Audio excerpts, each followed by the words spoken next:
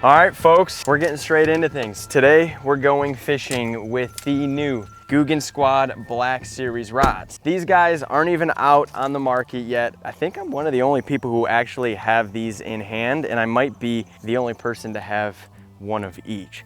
You're probably wondering, how did I get these rods? You know, I'm just a subpar YouTube channel that barely fishes anymore. I just build boats. We're gonna show you guys everything you need to know about this rod right here today, and then we're gonna put them to the test, hop in the John boat, and go rip some lips. So let's get into it. So we're gonna jump right into it. I'm gonna show you guys all the specs and everything you literally need to know about these rods right here. I'm gonna give you the pros, I'm gonna give you the cons, and then after, we're gonna take them out over here and try and catch some bass on them. So let's get into it. So this rod right here is essentially going to be the top tier rod of all the GOOGAN Squad lineup. They originally started with the green series, moved on up to the gold series, and now we have the black series. So as you guys will see at first look, they were going for that like black on black vibe here. It's pretty slick, it looks really cool. You'll see from the bottom of the rod, it's kind of just black on black, and then it tapers into essentially like a matte gray, almost like a Nardo gray, if you guys know what that color is.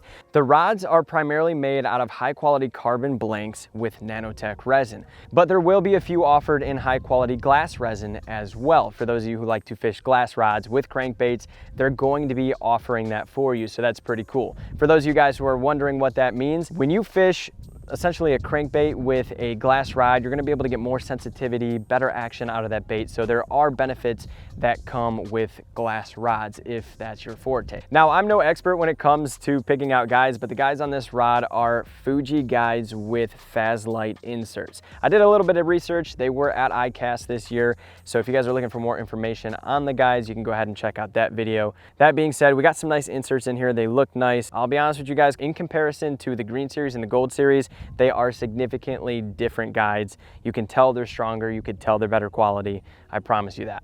Like the green series and the gold series, they do have the click rod seat. So for those of you who love that, I know I do, they do have that implemented in this rod. And while we're down here to top everything off with the make of the rod, it has a split grip with non-slip carbon fiber grips. Honestly, this is probably my favorite part of these rods. I've never had carbon fiber grips before. I've never had a rod in my hand that had carbon fiber grips, and it just feels class. Like, it feels really good. It does feel grippy, and when it gets wet, it's not supposed to slip. So you want to talk about a really cool add-on to a rod, that carbon fiber is definitely giving it to you. So overall, I think they feel really good in your hand, and they're light. Honestly, guys, they are very light. I have it paired up here with a Shimano 200 HG because I would say the Curado is probably the most commonly used bait caster on the market. The one that I have here in my hand is the go-to. This is a 7'3" medium heavy fast action rod. This is gonna be a rod for those of you who just want one. It's gonna allow you to do a little bit of everything. But for me personally, I love a 7'3" medium heavy fast action when I'm flipping jigs, fishing soft plastics. So I'm so pumped that they made this particular rod in this length and power. So feels really good. I'm getting really eager to get out here and fish it, but let's talk about price first off, and then let's talk about my overall first impression on these rods. So when it comes to price, guys, I'm not gonna give you my opinions on the price.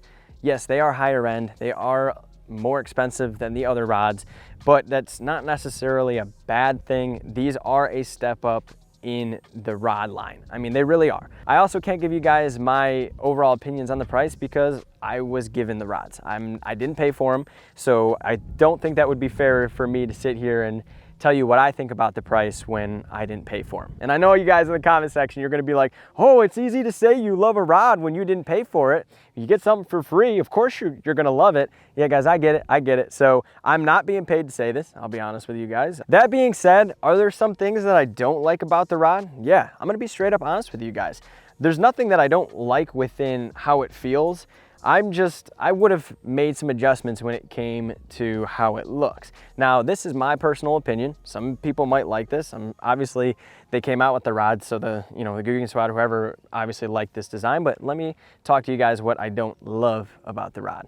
You guys are gonna laugh at this, but I don't love the overall design from the front. I think it's fair to just tell you guys what I think. This is my personal opinion, so for those of you who do like the design, I'm sorry, this is my personal opinion, but I don't love the logo placement. They put GOOGAN Squad on the tail end of the rod, and they put GOOGAN Squad on the front of the rod, and then they put the Catch Smart system right in the dead center. Me personally, I'm all about branding, so I'm for the GOOGAN Squad being on the front of the rod, but I don't really care for the go-to being there. Now, I think it's really sweet that they implemented the Catch Smart system in these rods. The other GOOGAN Squad rods had them, and if you guys don't know what the Catch Smart system is, it's essentially a system that they made so that you could pair up the rod that you're using with the correct bait, and it could just help you learn more about the rod and how to use it.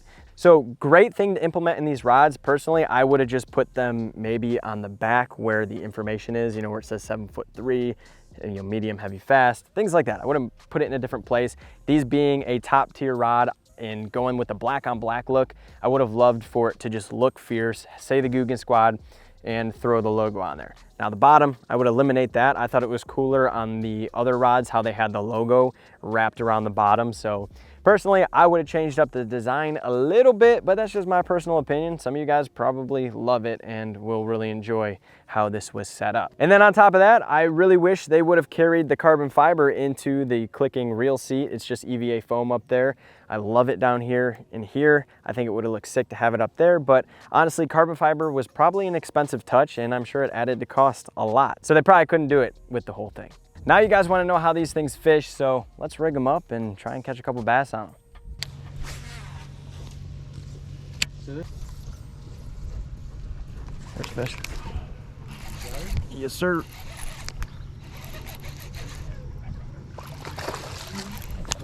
Oh yeah, it's a good one. Not bad, a little 2-pounder. Oh man, guzzled that jig. So I'm gonna be honest with you guys, after that fish, I got completely skunked. But what you guys don't know is that I've actually put these rods through the ringer. Not these exact ones, but the prototypes. About a year ago, I was fortunate enough to be a part of a trip where I got to test these rods at a private ranch in Texas. I'm gonna be honest with you guys, these rods are the real deal. We put them through everything. And if you don't believe me, just watch the footage. Oh, that's a 5, bro. Dude. Bro, that's a nice one. On the jerk bait. I told you, what did I tell you? Really nice one. Dude, he's 7. Oh, he's a big fish. Prototype Twitch rod, good jerkbait rod. As a result of that, big old 6 1/3 pound bass. Big head, long, skinny. Smoked that jerkbait. Awesome stuff. Get him, baby. Get him. Got him. Oh my god. That's 8-pounder right there, dude. I think we like this lake, buddy. Ryan's hooked up again. Dude, it looks like just as big. Let me know if I need to get out of your way. Oh my god, dude. Dude, it is bigger. That's a 9.5. Holy crap. Dude. Oh my god, dude, what the heck? Here we go again.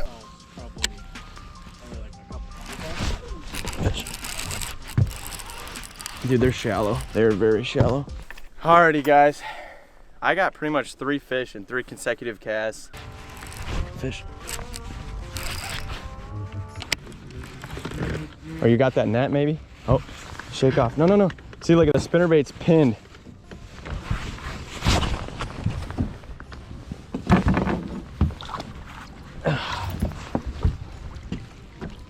There we go. I can't believe how much they are getting pinned, but